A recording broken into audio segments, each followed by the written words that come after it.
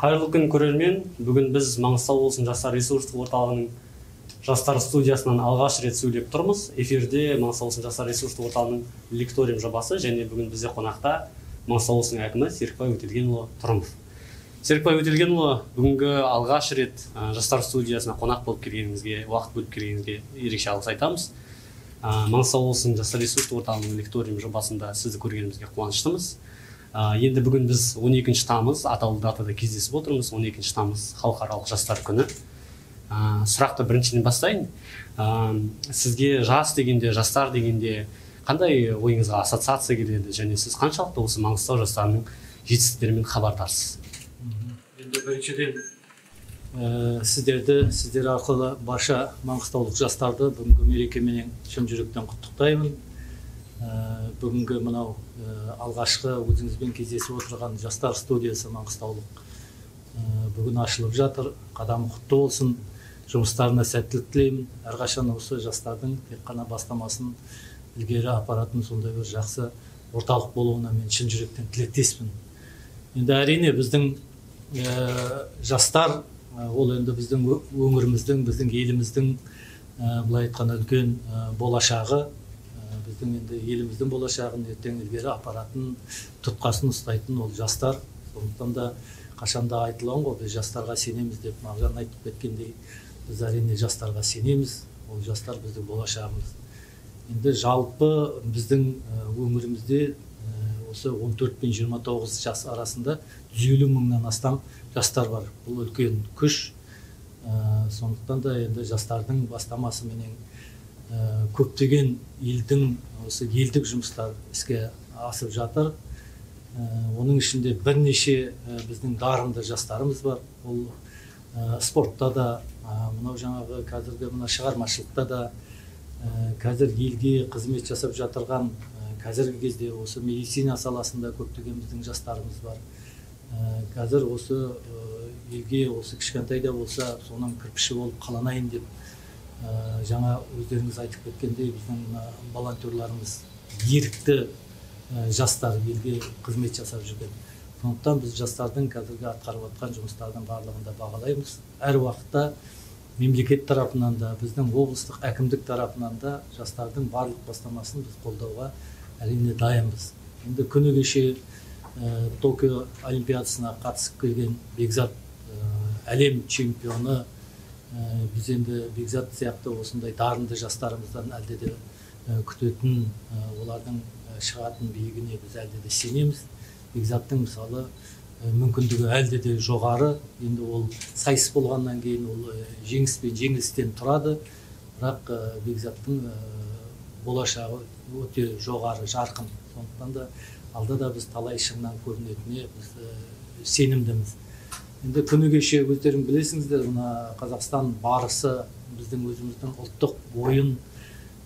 Содан біздің Нұрдәулет дейтін азаматымыз қола жүлдегері болды. Бұл да үлкен жетістік. Нұрдәулеттің көп жылдан бері осы қазақша күресте көптен бері осы додаларға қатысып жүрген, біраз тер төккен азамат екенін жақсы білесіңіздер.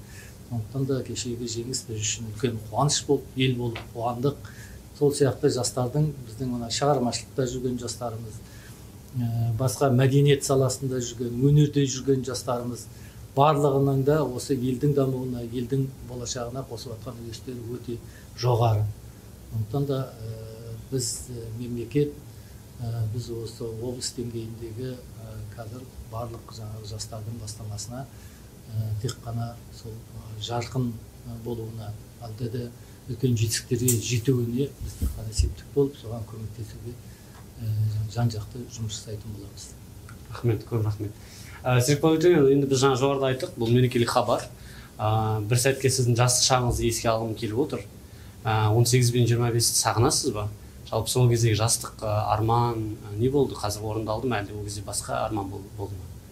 Енді әрине біздің кезіміздегі жаңағы жастық шақ пен қазіргі жастық шақты қазақ дейтін теңеуді өте жақсы қойған ғой, жер мен көктей деп айтады ғой. Сондай үлкен айырмашылық бар біздің кезіміздегі. Біз енді мектеп кезінде, мектеп бітіргеннен кейін де біз енді одақтың кезінде жас болдық одақтың кезіндегі. Одан кейін біздің егемендік алып, жаңа тәй басып, мемлекетіміз жаңа осы оғын тіктеп, қабырғасын түзетіп келе жатқан кездердегі уақытты біз көрдік. Әрине оның қиыншылығы да болды. Енді мысалы қазіргі біздің жастарымыз үшін өзінің бастамасын, жаңағы барлық мына талпынысын іске асыратындай мүмкіндіктер өте жоғары. Ол спорт жағынан да, ол барлық жағынан да. Мысалы менің туып өскен жерім бұл Форт-Шевченко қаласы, өздеріңіз жақсы білесіңіздер, Маңғыстаудың былай айтқанда кәрі шаңырағы, ең алғашқы мәдени әкімшілік орталық. Бірақ дегенмен сол кездің өзінде біздің мысалы спортпенен жан-жақты айналысуымыз үшін бірде-бір типтік спорт зал болған жоқ біздің кезімізде. Біз мысалы 8 сынып оқып жүрген кездерде мектеп құрылысы аяқталды, сода спорт зал болды. Біз соны мектеп бітіріп кеткеннен кейін кешкі 8-ден түнгі 12-ге дейін сұрап алып, сол жерде өзіміздің жаңағы спортпен айналысуымызға мүмкіндіктер болды. Күні кешеге дейін мысалы спорт зал болған жоқ. Енді оның барлығы әрине біз оны өкініш деп айта алмаймыз. Әр заманның өзінің кезеңі. Сондықтан да біздің жас кезімізде біраз алдымызға қойған мақсаттарымыз болды. Әр уақытта да жаңағы спортты, өзіміздің сыныптастарымызды барлығын біріктіріп жүріп, сол спортпен айналысуға, мәдени кештерді ұйымдастыруға, соның барлығының бастамашы болдық. Өзіміз соның арасында жүрдік. Соның енді бізге берген өмірлік тәжірибесі деп мен есептеймін. Қазір енді мемлекеттік деңгейде елге, халыққа қызмет жасап жатырмыз. Бер жағында мысалы салыстырмалы айтып кетуіміз керек. Біз егемендік алып тәуелсіздік, мемлекетіміз тәуелсіздік алғаннан кейін де біраз қиыншылықтар болды. Біз 91 жылы егемендік алып, 2000 жылға дейін біз аяғымыздан жаңағы тұрып кетуге мемлекет жан-жақты жаңағы мүмкіндіктерді қарасты. Бұл енді сыртқы саясат, ішкі саясат, барлық мүмкіндіктер. Енді елбасының сарабдал саясатының арқасында біз осы мына соңғы 20 жылда біздің еліміз өсу, өркендеу, қарқынды даму үстінде. Сіздер осындай бір жақсы, жарқын заманның мысалы жастарсыңыздар, өздеріңізді жаңағы дамытуға, жаңағы оқып білім алуға үлкен мүмкіндіктер бар. Ал өткенде мысалы мен 90 жылдарда мекеме басшысы болдым, құрылысшымын, негізі мамандығым. Ол кезде мекеме қызмет бар, тапсырыс бар, жасап тұрмыз, бірақ ар жағында ақшалай төлем жоқ.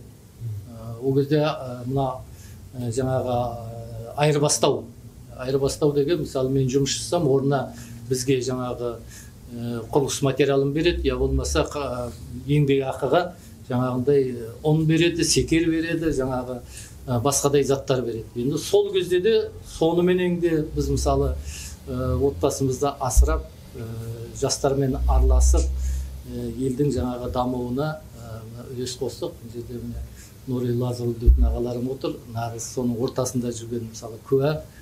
Сондай кезеңдер болды мысалы. Бірақ дегенмен алдымызға біз мақсат қойдық, мектеп бітірдік, әскер қатарында болдық, ары қарай жоғарғы білім алдық. Мен 26 жасымнан бастап осы мемлекеттік қызметке араластым. Форт-Шевченко қаласының қалалық жаңағы ол кезде комсомол дейміз, сол комсомолдың хатшысы болып қызмет жасадық. Содан бастап осындай өздерің сияқты барлық жаңағы мерекелік осындай шаралардың басы-қасында жүруге мүмкіндіктер болды. Сондықтан енді ешқандай өкініш жоқ. Әр кездің өзінің жаңағы жақсылығы бар, озығы бар. Сондықтан енді қазіргі сіздерге менің тілейтінім елге, халыққа жаңағындай шын жүрекпенен, осындай жігерменен еңбек етіп, еңбек жасасаңдар, оның әр уақытта да сондай қайтарымы болады деп мен есептеймін. Рахмет. Енді біз жастардың арасында жүргендіктен, жастардың арасында бір негізгі мәселелердің бірі мамандық таңдау мәселесі. Оның бір шеті біздің жұмыссыздық мәселесіне де келіп тіреліп жатыр. Жалпы өңір басшысы ретінде, ел азаматы ретінде бүгінгі жастарға осы мамандық таңдау бойынша қандай ақыл кеңес берер едіңіз? Енді мамандықтың бір ешқандай де қандай мамандық болса оның төмендігі болмайды. бір жылдары осындай өздеріңіз сияқты жастармен кездескенде менен сұраған, сіз жас күніңізде қандай мамандық таңдадыңыз деп. Мен айтқам, шофер болуды таңдадым. Біздің кезімізде шофер болудың өзі үлкен мамандық еді. А қазіргі кезде ол шофер болу ол қосымша мамандық, былай айтқанда. Сондықтан ол сантехник болсын, ол электрик болсын, ол шофер болсын, әрбір маман иесі сол маманның жақсы игерсе, ол қай уақытта да мемлекетке де, өзіне де пайдалы болады деп мен есептеймін. Сондықтан да біздің жаңағы жастарымыз мамандық таңдағанда әрине біріншіден ата-анасымен жан-жақта ақылдасу керек. Қазір көптеген мамандықтар өзінен өзі өмірдің талабына сәйкес жаңағы қалып бара жатыр. Сондықтан да қазір әр заманның өзінің озығы бар, соған сәйкесті мамандықтарды таңдау керек. Енді біздің қазіргі кезеңде өңірімізде жетпейтін мамандықтар бар.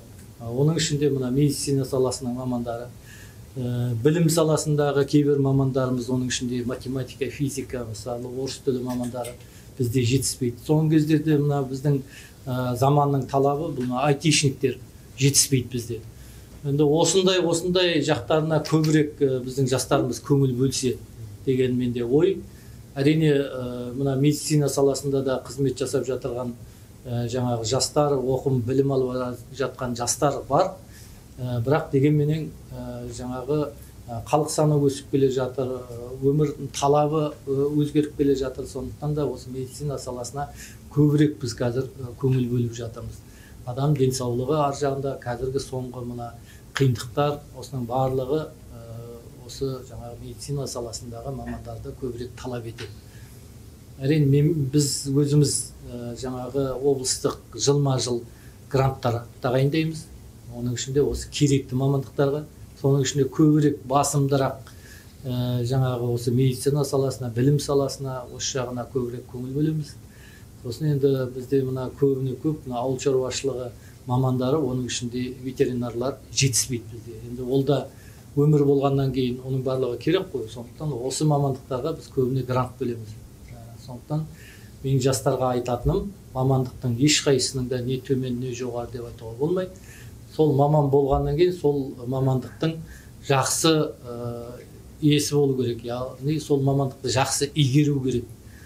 Сонда ғана біз өзімізді біріншіден жаңа семья отбасымызды асырауға, екіншіден мемлекеттің бір жаңа кірпіші болып қалануға толық мүмкіндік болады. Сондықтан жастарға қазір мүмкіндік өте көп. Біз егемендік алғанымызға биыл үлкен мерекелі жыл, 30 жыл егемендік алғанымызға. Біздің 30 жылда жеткен жетістігіміз ұшан теңіз. Оны мен жаңа өзімнің өмірімде де айтып кеттім. Біздің кезімізде қандай болды? Күні кеше, мысалы 30 жыл бұрын. Қазір қандай жағдай? Қазір біздің жастарымыз үшін жаңағы мүмкіндік өте жоғары. Сондықтан да әрбір жастарымыздың істеріне мен сәттілік тілеймін. Ештеңеден қорықпау керек. Тек қана жаңағындай алға жаңағы қызмет жасасақ, біздің мемлекетімізде дамиды. Мемлекеттің бір мүшесі ретінде сіздердің де дамуларыңызға қазір толық мүмкіндік бар. Сондықтан сәттілік тілеймін. Көп рахмет, Серік Бөгетелген. Енді мен сіздің әуелде сұхбат барысында айтқанмын, көп уақытыңызды алмаймын деп. Сондықтан жұмыс уақытың тығыз екенін білемін. Сондықтан соңғы бір жастарға, Маңғыстау жастарына бір тілегіңізді, ағалық бір ақылыңызды айтып жіберсеңіз.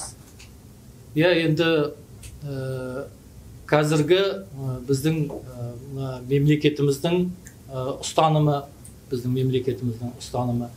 бұл осы тәуелсіз еліміздің арғадай жаңағы өркениетті елдерменен тең дәрежеде жаңағы терезесі тең дәрежеде өркендеп өсуіне көбірек көңіл бөлінуде.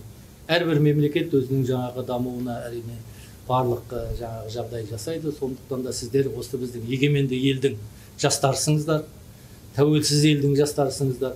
Мемлекеттің дамуы, мемлекеттің өркендеп өсуі ол біздің жастарымызға көп байланысты.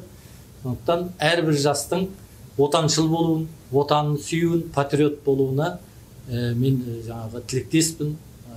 Соны елім деп, осы жаңағы жерім деп соған бір жаңағы өзінің үлесін қосса, жаңағы айтып жатырмыз, ол қай салада, ол міндетті түрде басшы болу емес, әрбір жаңағы өзінің қызмет жасаған жерінде сол отанына деген сүйіспеншілігі жоғары болса, осы бір біздің мемлекетіміздің дамуына, көптеген елдерменен терезесі тең өсіп өркендеуіне қосқан үлесі болады. Сондықтан да жастардың мүмкіндік жоғары, қай уақытта да қазіргі осы дендері сау болып, семья отбасында жаңағыдай өзінің жаңағы орнын таба отырып, елге қызмет жасауына мен шын жүректен тілектеспін. Егер біздің мемлекетіміз мықты болса, мемлекетіміз егемендігі жаңағы жан-жақты мығым болса, сол елдің жастары да сондай бақытты болады. Сондықтан елге қызмет жасауымыз керек, мемлекеттің дамуына қызмет жасауымыз керек. Егер мемлекетіміз жақсы болса, біз де жақсы боламыз. Біздің отбасымыз да жақсы болады, біздің семьямыз да жақсы болады. Сондықтан сіздерге тілерім отаншыл болу керек, мемлекетті сүю керек, мемлекеттің әрбір ісін өзімнің отбасымның ісі деп білу керек. Соған мен тілектеспін. Рахмет, Серікбай Өтелгенұлы, уақытыңыз бөліп бізбен сұхбаттасуға келісім бергеніңізге рахмет айтамыз.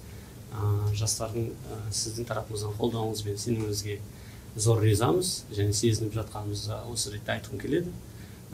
Келесі тағы да қонақ ретінде өзіңіз көргіміз келеді. Құрметті көрермен, эфирде лекториум жобасы. Ұлт ұстазы Ахмет Байтұрсынұлы айтпақшы, бүгінгі қазақ білімді, байқуатты және күшті болу керек, және осы керектің жолында жұмыс жасау керек. Бүгінгі жастар осы керекті қызмет қылып, азаттықтың ақ туын желбірете береді деп сенеміз. Келесі кездескенше сау саламатты болайық.